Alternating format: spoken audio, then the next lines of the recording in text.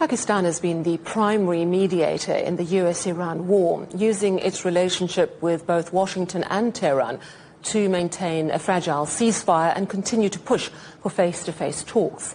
Maleeha Lodhi is the country's former ambassador to the United States, also former permanent representative to the United Nations.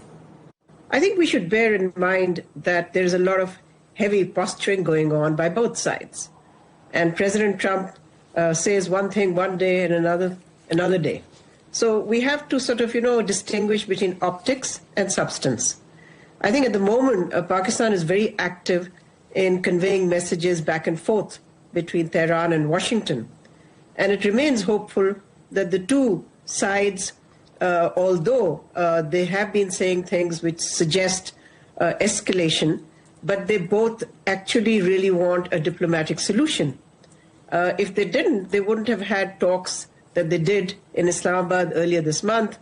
And of course, they continue to be engaged, and neither side has shut the door on diplomacy.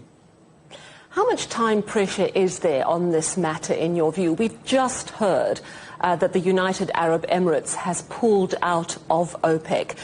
We know that the price of oil is currently over $110 a barrel. Well, obviously, the costs of this conflict are going up. They're mounting day by day. And I think that is one of the driving factors that will make both sides in this conflict, Iran as well as the United States, come to the conclusion that they must not revert back to warfare, and they must find an off-ramp from this crisis. I believe there is an intention on both sides to do so, but they seem to be caught up in a who will blink first dynamic. So in other words, neither side wants to show any flexibility, thinking that that would be regarded or construed by the other side as a win, and therefore that will strengthen their negotiating position. So I think this tit for tat plus this who blinks first dynamic has created this issue where there is no forward movement, but at the same time, communication has not come to a halt. Pakistan, of course, has good relations with both the United States and Iran. So what is the most effective way for mediators to use those strong connections to actually build trust between the opposing sides?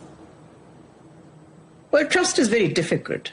And trust is really tested once there is some progress in talk. So I think to say that you have to have trust at the start of a process and the process is still in its, let's say, early days, relatively speaking. But as far as Pakistan and China are concerned, I think their emphasis, in fact, they agreed on a 5-point plan for peace in the Middle East when our Deputy Prime Minister and Foreign Minister visited China in March, I think it was. So those 5 points remain, I think, integral to finding a diplomatic solution to the conflict. And those 5 points emphasize, of course, an end to hostilities, protecting the sovereignty, observing and abiding by the sovereignty of countries, as well as avoiding non-military targets, protecting civilians. Now, these are very important points, I think. And if they were to be implemented, I think we will then see progress. China and Pakistan are celebrating 75 years of diplomatic relations. How important is the Pakistan president's visit to China coming at this particular time? Well, it's part of, marking this very crucial year, 75th anniversary of a relationship that has stood the test of time, that has grown from strength to strength, both the economic dimension, the defense dimension, people-to-people contact. So yes, President Zardari's visit at this time would help to strengthen that relationship.